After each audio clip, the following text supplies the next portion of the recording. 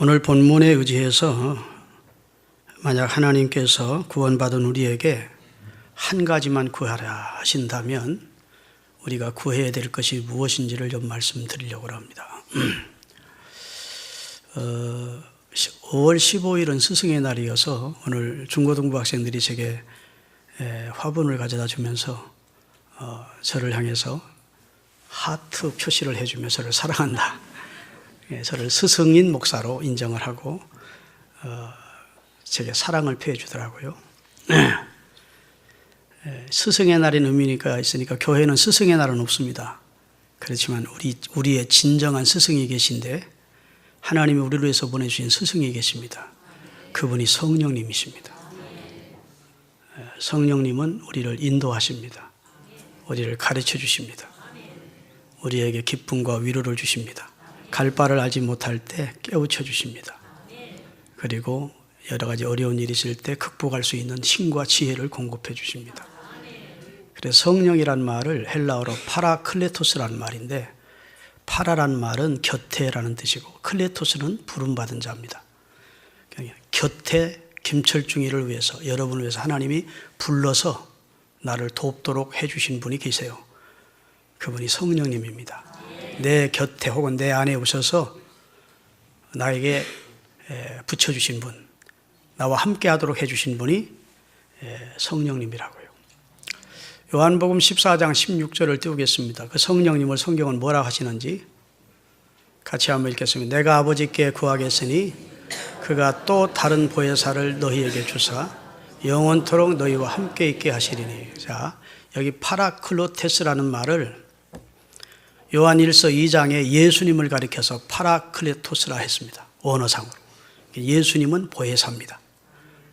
그리고 보혜사가 오셔서 인류 구원의 대업을 이루시고 3일 만에 부활하시고 승천하시고 또 다른 보혜사, 예수님을 대신한 또 다른 보혜사를 보내주시게 되는데 그분이 성령님이십니다. 그러니까 처음에 오셨던 예수 그리스도를 구주라고도 표현하지만 어떤 의미에서는 우리를 깨우치시고 우리를 인도하시고 우리에게 말씀 주시고 능력으로 우리 가운데 역사하셨던 예수님을 파라클로테스라고 보혜사였다고요. 그런데 그분이 승천하시고 나서 아버지께 구하여 자신의 이름으로 너희에게 또 다른 보혜사를 보내주시겠다, 이렇게 말씀해 주신 것입니다. 그 또 다른 보혜사이신 성령이 우리 가운데 오면 오늘 본문에 보니까 영원토록 너희와 함께 있도록 해주겠다, 이렇게 약속을 하고 계신 겁니다.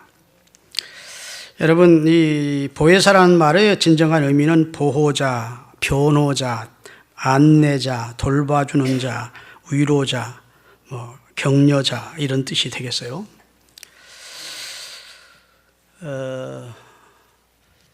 오늘 본문 내용을 설명하면 이렇습니다. 여러분, 이스라엘에서 활동하던 대선지자, 권능의 선지자가 있었습니다. 엘리야라는 분입니다. 여러분 잘 아시다시피 그는 홀로 바알과 아세라를 섬기는 850명의 제사장들과, 다시 말해 이방신을 섬기는 제사장들과 하나님이 참신인지 바알이 참신인지를 겨루는 대회를 합니다. 온 백성이 지켜보는 앞에서, 갈멜산에서. 그런데 홀로 선 엘리야가 오후 늦게 하나님 앞에 번제단을 쌓고 상천하지의 유일하신 여호와 하나님, 하나님이 유일하신 신이심과 내가 하나님의 종됨과 하나님만이 참신이심을 불로써 나타내 주시옵소서, 그렇게 한마디 기도했더니 여호와께서 불로써 응답해서 재물을 사르고 나무를 사르고 또랑에 물까지 핥는 역사가 나타나서 온 백성들이 구경하다가 여호와 그분이 참신이다, 우리 조상들이 섬기던 여호와가 참신이지 바알이 아세라가 참신이 아니다 하는 인식들을 하게 됐고, 도망하는 제사장들, 이방신의 제사장들을 잡아다가 갈멜산 아래 기손 강가에서 다 목을 쳐 백성들이 죽였습니다. 그런 대승을 거둔 능력의 선지자가 엘리야라고요. 그런데 그도 아무리 능력 있는 선지자였지만 삶의 굴곡을 만났을 때 낙심이 돼서 하나님 앞에 죽기를 구하자 하나님께서 할 일이 있다, 세 가지 일을 할 일이 있는데 그 중에 하나가 너를 대신하여 후계자를 삼는데 엘리사라는 사람에게 기름을 부어 내 후계자를 삼으라. 이렇게 말씀해 주신 겁니다. 그래서 하나님께서 말씀하신 대로 엘리사를 수소문에서 찾아가서 엘리사를 만났더니 엘리사가 소 여러 마리를 가지고 밭을 갈고 있는 농장주였습니다.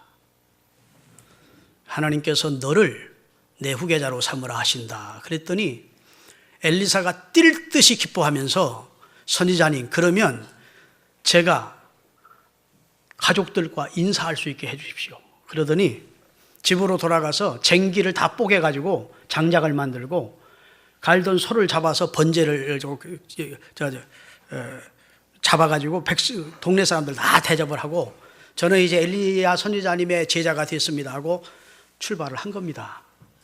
근데 당시 엘리야의 뒤를 잇기를 원하는 선지자들이 여러 명이 있었는데 엘리야가 시험을 해봅니다. 정말 내 뒤를 이어서 이스라엘의 선지자로 활동할 만한 선지자인지를 확인하기 위해서 연단도 시련도 해보는데 시험도 해보는데 다 합격이 되는 것입니다. 그 의지가 굳고 그 열정이 뜨겁고 사명감으로 불타있는 것을 발견하게 됐어요. 그래서 이 사람에게 이제 여호와 일을 맡기고 나는 하나님 앞에 가도 되겠다 싶어서 마지막으로 스승 엘리야가 제자인 엘리사를 불러놓고 오늘 9절에 말씀을 합니다. 하나님께서 나를 데려가시기 전에 내가 네게 무엇 해줄지를 마지막으로 하나만 구해라. 그랬더니 선생님이 받은 성령의 영감을, 성령의 능력을 내가 갑절로 받기를 원합니다.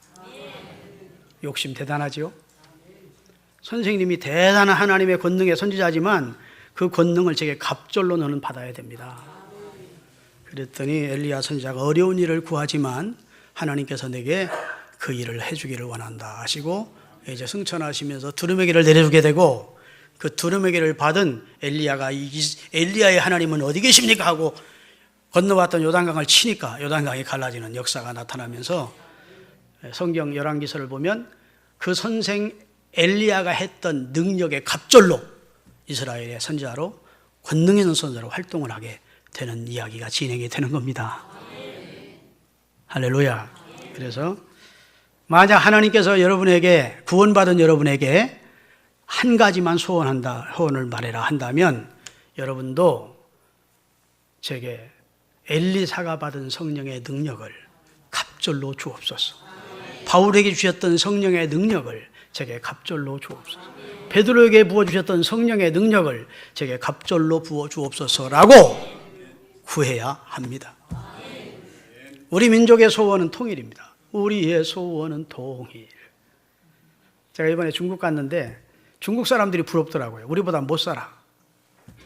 더러워. 화장실도 더럽고 위생적이지 않고. 그래도 부러운 게 하나지. 이 사람들은 전쟁에 영면을 안 하겠다 싶어. 원체 큰 나라니까 감히 중국을 넘볼 나라가 거의 없거든. 옛날에는 중국이 약했으니까 일본한테도 점령을 당했었지만 지금은 중국이 강력했다고요. 미국에 가서 좋은 거 이민 간 사람들에게 필요한 것이 무엇입니까? 거기는 미국을 감히 넘볼 나라는 없거든. 뭐 김정은이가 큰 소리 치고 뭐 미국 본토를 공격하는 하지만 그 사람들 코 방귀 뀌는 일입니다. 큰 나라 백성이라는 것이 그 전쟁의 염려는 안 하고 산다고요. 그렇지 않겠습니까? 근데 우리는 이게 남북이 대치돼 있고 그 지금 김정은이라는 이 또라이가 하는 짓이 지금 또라이 짓만 하고 있다고요. 뭐 제 아기 아버지, 제 할아버지보다 훨씬 더한 짓만 하고 있다고. 막 측근작 죽이고. 그런데 지금 핵을 가지고 있다니까 세계가 걱정하고 특별히 우리 남한 사람들이 걱정이 되는 겁니다. 그렇죠? 그래서 우리 민족의 소원은 그런 걱정 없이 사는 평화로운 통일이 됐으면 좋겠다는 게 우리의 소원인 건 사실입니다. 그러나 개인적인 우리 개인의 소원은 한 가지만 주님이 문을 한다면, 소원을 들어주겠다면, 구원받지 못한 사람이라면 나를 구원해 주십시오 하겠지만 여러분과 저는 구원을 요청할 필요는 없잖아. 이미 구원받았으니까. 구원받은 우리가 요청할 것은 제게 성령 충만을 주십시오. 성령의 능력을 주시오. 장성한 성도, 신령한 성도로 바꿔주십시오. 저를 새롭게 해주십시오. 이게 우리의 소원이라고요. 근데 그 성령의 능력도 어느 정도 받으면 되는 것이 아니고 지금 시대가 악해졌으니까 갑절의 성령의 능력을 주옵소서라고 엘리사처럼 구해야 될 그런 시점에 우리가 와 있음을 인식하시는 여러분들이 되시기를 주님의 이름으로 축원합니다. 여러분, 성령님의 역사가 아니면 하나님의 일은 하나도 이룰 수가 없습니다. 이는 힘으로 되는 것도 아니고 능으로 되는 것도 아니고 여호와의 영으로 된다고. 교회 건축도, 교회 부흥도, 한 영혼의 개인 구원도, 하나님의 역사를 이루는 것은 다 성령이 하시는 일입니다. 목사가 어떤 사람을 겨우 성전에 앉혀놓고 하나님은 이렇게 생겼고 예수님은 이런 분이고 아무리 설명해줘도 그래요? 그래야 하다 끝나지. 그 사람이 예수 그리스도를 구주로 고백하고 눈물 흘리며 회개하지 않아요. 여러분이 아무리 열심히 전도를 해서 어떤 사람 앉혀놨는데 그 사람이 예배 한번 참석했다고 구원받지 않습니다. 성령의 역사가 없으면, 성령의 터치가 없으면 몇 번 교회 나오다가 그만두는 거예요. 그러나 딱 한 번 나와서도 성령이 그 마음속에 터치해 주시면 자기가 죄인됨을 알게 되는, 스스로를 볼 수 있어요. 성령의 역사입니다. 구원에. 그리고 눈물로 회개하고 예수 그리스도를 구주로 영접하는 구원 역사가 성령을 통해 일어나는 거라고. 그러니까 교회가 크게 부흥된 목사님들은 목에 힘을 주고 목에 힘을 주면 안 돼. 누구에게 감사해야 됩니까? 성령님이 하신 일이니까 성령님께 감사를 하고 우리 하나님께 영광을 돌려야 된다고. 할렐루야. 여러분, 성령의 역사로 우리 속사람이 강건해지는 거예요. 사람이 겉사람이 있고 속사람이 있는데 에베소서 3장 16절을 띄우겠습니다. 자, 다 같이 그의 영광의 풍성함을 따라 그의 무엇으로? 성령으로, 그의 성령으로 말미암아 너희 속사람을 능력으로 강건하게 해주셨다. 우리 속사람이 강건케 되는 비결은 성령의 능력이 우리 가운데 임할 때입니다. 할렐루야. 사람은 세 가지 측면으로 나누는데 첫째는 육체적 인간입니다. 걷고 뛰고 먹고 배설하고 잠자고 자식 낳고 하는 자연 생리를 따라 하루하루를 사는 인간이 육체적 인간입니다. 둘째로 정신적 인간입니다. 사색을 하고 뭔가를 깊이 연구하고 도구를 제작하고 사상이나 학문을 만들고 공동체나 집합체에 소속을 하고 이상을 실현하는 꿈을 가지고 노력하는 사람을 정신적인 인간이라고 합니다. 그 다음에 영적인 인간이 있습니다. 하나님이 인간을 만드실 때 인간 속에 인간에게만 부여하신 하나님의 형상이 영혼을 말합니다. 그 영혼의 일을 가진 인간은, 영혼이 살아난 사람은 영혼을 사모합니다. 하나님을 사모합니다. 할렐루야. 그리고 하나님 앞에 거룩을 지향하고 사랑하면 행복해지고 내세를 동경하고 신을 의식하고 하나님의 뜻을 구하는 사람으로 바뀌어지는 겁니다. 그게 이제 영적인 인간입니다. 할렐루야. 인간은 영혼을 통해서만 하나님과 교제와 교통이 가능합니다. 정신적으로 하나님과 교통이 가능한 게 아니라 정신적 주파수를 가지고는 하나님을 못 만나요. 정신적으로는 연구하고 사색하고 발견하고 하는 거예요.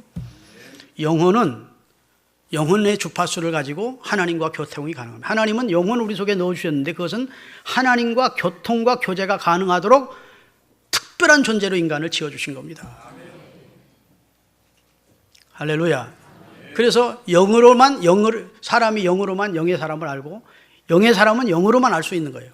영적인 일은 영적인 것으로만 분별이 가능하다고 성경은 말씀해 주시고 있어요. 할렐루야.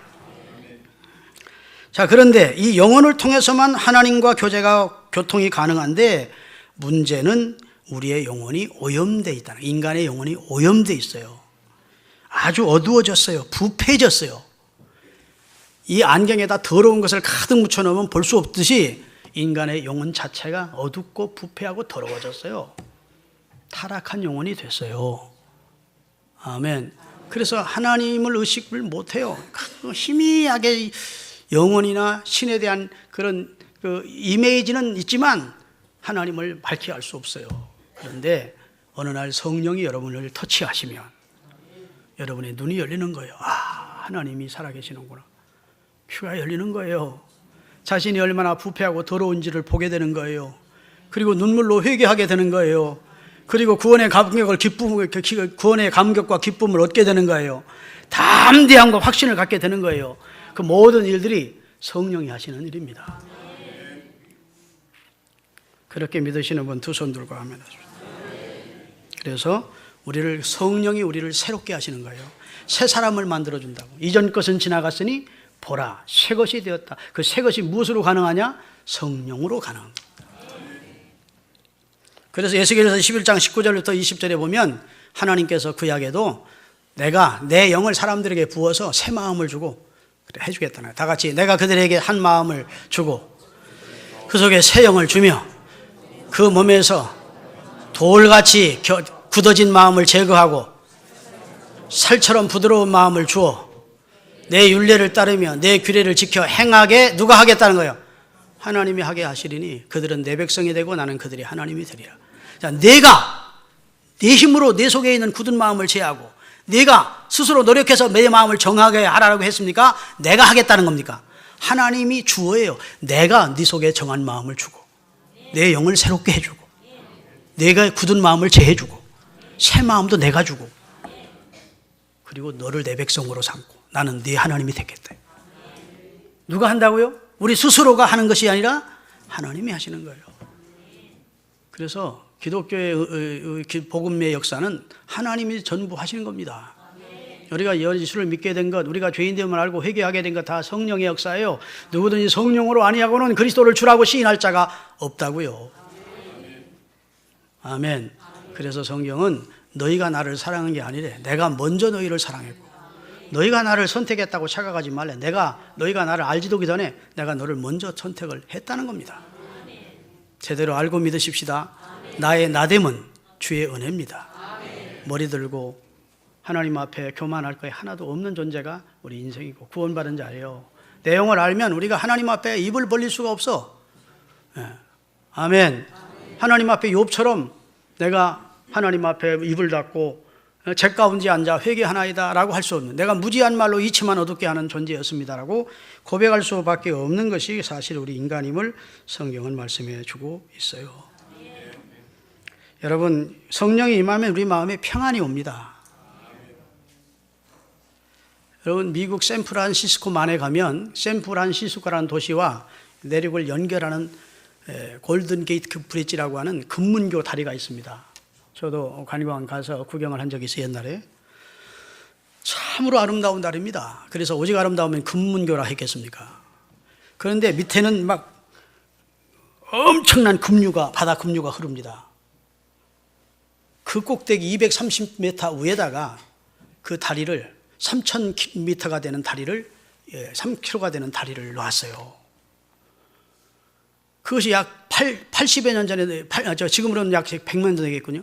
100년 전에 놨으니까 미국 사람들의 그 과학적 기술이 대단하다는 것을 감탄하지 않을 수 없습니다. 근데 그 건설 회사가 그 금문교를 다리를 놓으면서 큰 문제에 봉착했는데 인부들이 자꾸 두려워서 빠져 죽는 겁니다. 급류에 휘말려서 죽고 하루에는 많을 때는 5명씩 죽는 거예요. 그래서 누가 금문교 다리를 놓는데 인부가 되려고 안 하는 거예요. 그래 대책 회의를 해서 그 밑에다가 3개월에 걸쳐서 그물망을 설치했습니다. 서로 떨어져도 급류에 휘말려 들어가지 않고 구출이 되도록 그물망을 먼저 설치하는 작업을 했어요. 그리고 다리를 놓았습니다. 3년에 걸쳐 공사가 완경이 됐는데 한 사람도 안 떨어지는 거예요. 왜 그럴까요? 안전망이 없을 때는 막 다리가 후두두두거리고 막 그냥 혼절에 떨어지는데, 아유, 서로 떨어지더라도 뭐 저 그물이 나를 지켜주는 데는 이 그 안도감이, 마음의 편안한 마음이, 그들을 작업을 하는데도 떨어지지 않게끔 했다는 거예요. 놀라운 일입니다. 여러분, 이 세상 살기가 그리 용이하지 않습니다. 참으로 굴곡도 많고 파란만장하지요. 그때마다 주님이 나를 안전망으로 지켜주신다. 주님이 그의 영으로 나와 함께 하신다. 성령님이 내 안전망입니다. 할렐루야. 그분의 위로를 경험하고 그분의 인도를 경험하고 혹은 어떤 때는 잘못할 때 그분의 책망도 경험하고 그러면서 우리가 인생을 갈 수 있도록 하나님이 고맙게도 우리 곁에 그의 영을 보내주셨다고요. 하나님 참 고마운 분이에요. 우리 예배 시간이지만 하나님께는 박수 한번 드리십시다. 죄인된 우리를 그리스도를 아들을 보내 구원하시고 그리고 연약한 우리를 세워주시려고 그의 영을 보내서 우리를 세워주시고 인도해 가시니 그 하나님이 얼마나 크시고 고마우신 하나님이십니까? 할렐루야. 예수님께서 부활하신 다음에 제자들을 처음 만납니다. 그때 제자들은 예수님을 잡아 죽인 당시 교권자들이 예수의 제자인 자신들에게도 해를 끼칠까 봐 두려워서 방에 함께 모여 문을 걸어 잠그고 있었습니다. 그런데 부활하신 주님이 똑똑 놓고 하고 문 좀 열어달라 하지 않고 그대로 들어오신 겁니다. 문 열어준 적이 없는데 들어오셔서. 그게 유령인 줄 알고 깜짝 놀랐습니다. 그랬더니 내니 두려워 말라 하시고 나서 따라합시다. 너희에게 평강이 있을지어다 하시고 숨을 내쉬면서 성령을 받아라. 요한복음 20장 띄우겠습니다. 20장 21절 22절 그 내용 다 같이 읽겠습니다. 예수께서 또 이르시되 너희에게 평강이 있을지어다. 아버지께서 나를 보내신 것 같이 나도 너희를 보내노라. 이 말씀을 하시고 그들을 향하사 숨을 내쉬며 이르시되 성령을 받으라. 너희들이 지금 두려워 떨고 있는 너희들, 갈 바를 알지 못해 어쩔 줄 몰라 하는 너희들, 공포에 짓눌려 있는 너희들에게 필요한 것은 평강인데 평강을 선언하시고 그 평강이 그냥 오는 게 아니고 성령 충만하면 평강이 온다는 거예요. 평강이 있을지어다 하시고 선언해 주기를 숨을 내쉬며 성령 받으라. 아멘. 성령이 임하면 이상하게 우리 마음에 평안함이 옵니다. 그래서 노심초사 근심걱정에 쌓여있던 얼굴에 내천자 쓰고 살던 사람도 성령 받으면 그냥 기뻐하고 감사해하고 평안해하고 하나님을 찬양하고 그렇게 살게 되는 거예요. 성령 받으면 이상하게 담대한 마음이 옵니다. 여러분, 예수님의 제자 베드로가 계집종 앞에서조차도 예수님을 모른다고 저주까지 하면서 부인하는 치욕스러운 비겁자였어요. 성령 충만 받고 나서 이스라엘의 법관들, 제사장들 앞에서 조금도 위축당하지 않고 위풍당당하게 예수를 말하지 말라고 하니까 하나님 앞에서 너희 말 듣는 것이 옳은지 하나님 말씀을 듣는 것이 너희 스스로 판단해라. 그랬다고요. 사람이 달라져요. 베드로가 옛날에 베드로나 지금 똑같은데 뭐가 달라졌느냐? 성령 충만 받기 전에 베드로는 비겁했고 성령 충만 받은 다음엔 담대함이 왔다. 여러분, 스데반이 돌탕에 맞아 순교를 하게 되는데 저들이 저 원수 앞에 스데반이 섰을 때 얼마나 성령이 충만한지 그의 얼굴이 천사의 얼굴 같았대. 죽음을 앞둔 스데반의 얼굴이 광채가 나더라는 거예요. 이것은 성령이 하는 일입니다. 죽음을 앞두고 광채가 난 사람이 어디 있겠어요? 다 공포에 짓눌리지. 할렐루야. 그리고 성령은 우리를 승리의 삶으로 인도해 주십니다. 아멘. 우리의 연약함을 도와주시는 분이 계세요. 로마서 8장 26절입니다. 같이 한번 읽겠습니다. 이와 같이 성령도 우리의 무엇을 도와요? 우리의 연약함을 도우시나니. 도우시는데 그 가운데 하나님 가운데 우리가 빌 바를 알지 못하여 잘못 기도하면 내 안에 계신 성령님이 교정해서 하나님 앞에 다시 기도한대. 이야, 얼마나 고마워요. 이 김철중 목사는 육적인 목사라 하나님 나는 이것 받기를 원합니다. 그러면 내 안에 성령이 아이고 하나님이 철딱선이 없는 김철중이가 엉뚱한 거 요구합니다. 지금 김철중이에 필요한 건 그게 아니고 이건데요. 하나님 이 김철중이에 필요한 건 이런 것입니다 하고 나를 위해서 내 안에서 대신 간구하는 분이 성령이래요. 그렇게 고마운 분이 어디 있어. 그런 분의 성령의 존재를 인정하시고 아멘. 성령을 환영하시고 성령님을 사모하시고 성령님을 간구해서 성령 충만한 성도가 되시기를 바라겠습니다. 여러분, 두 가지가 합해지면 놀라운 역사가 일어나는 것들이 종종 있습니다. 두 가지 물질이 합하게 되면 상상할 수 없는 강력한 힘이 생기는 경우가 많은데 석회와 물이 만나면 불불 끓습니다. 석회 따로 있을 때는 힘이 없어요. 물 따로일 때는 별 힘이 없습니다. 석회와 물이 만났다가는 이상한 현상이 일어나 불불 끓어.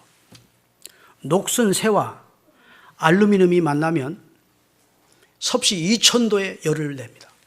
녹슨 쇠가 무슨 힘이 있겠습니까? 무슨 능력이 있겠어요? 녹슨 쇠와 알루미늄을 결합해서 첨가를 해버리면 섭씨 2000도가 넘는 열이 발생돼서 강철까지 녹입니다. 재련소나 이런 뭐 황제철소 하는 일이 불때 가지고 그런 걸 철을 녹이는 게 아니에요.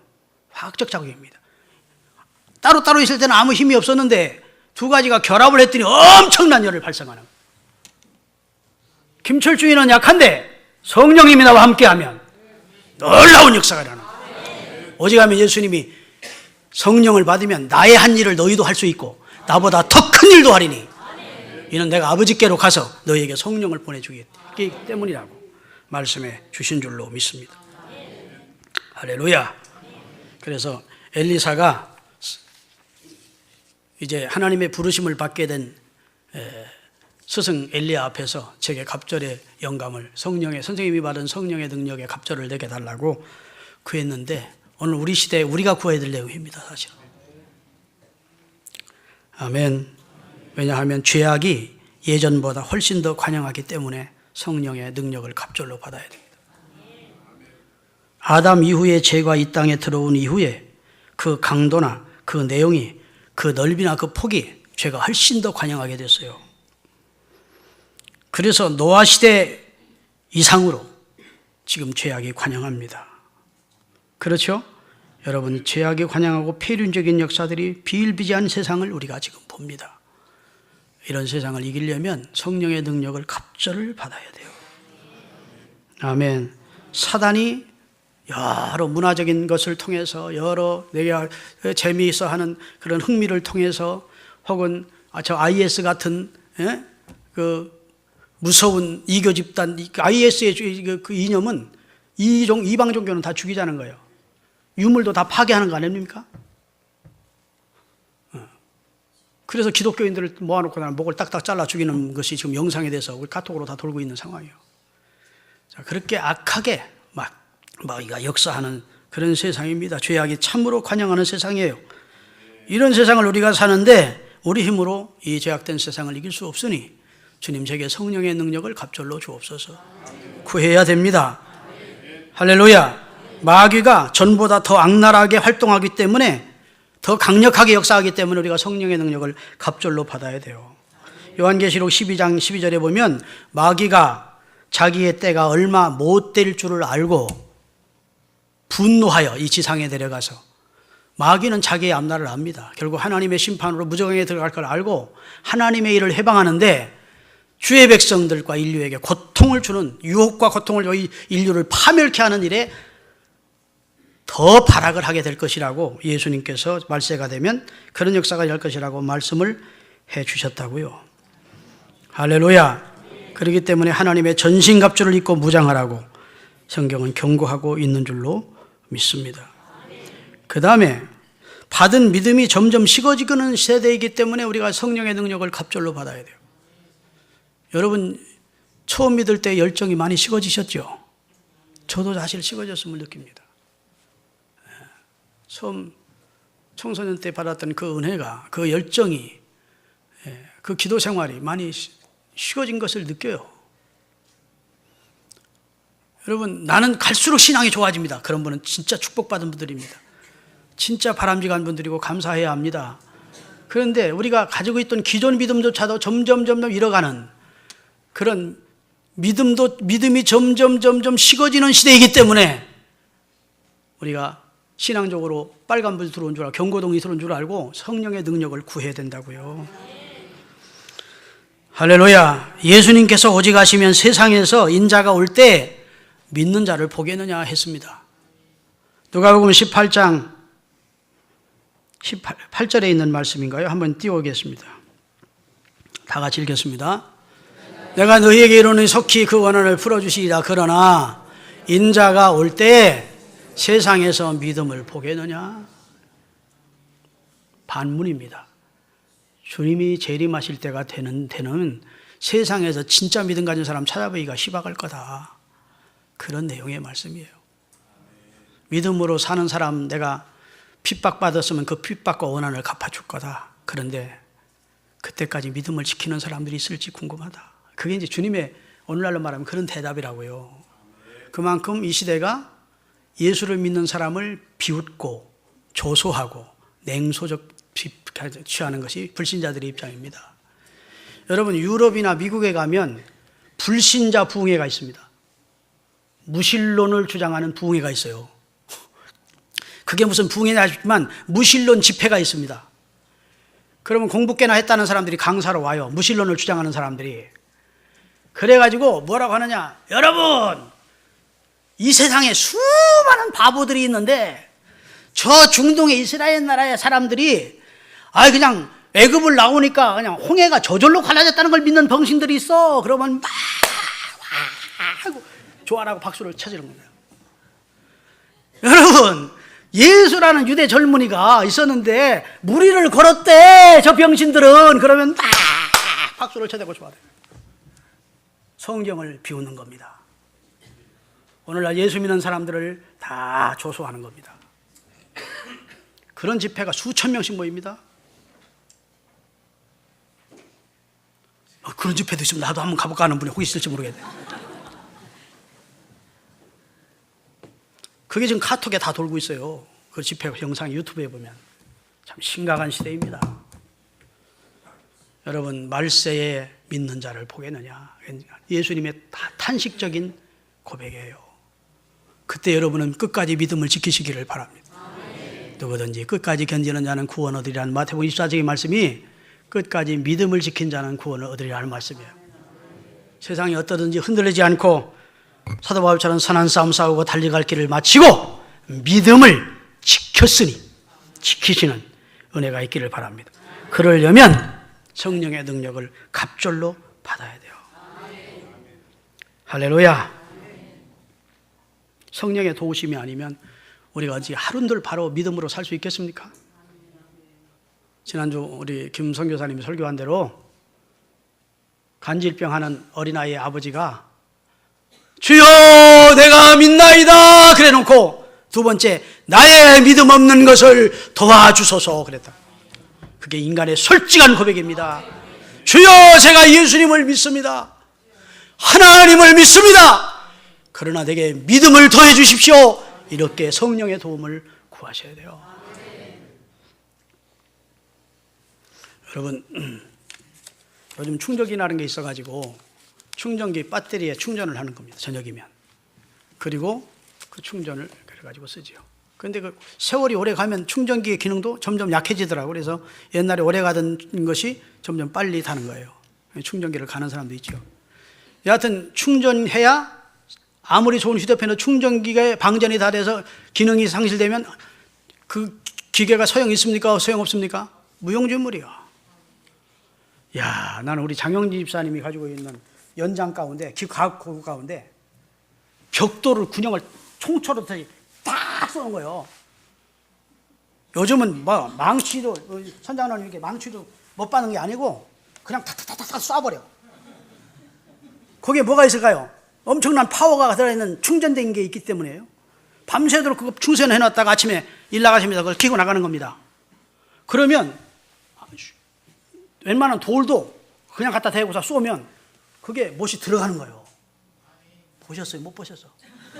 거짓말하는 것 같아. 옛날에 가면 다 거짓말하는 줄 알 거야. 근데 과학이 그렇게 발달됐어.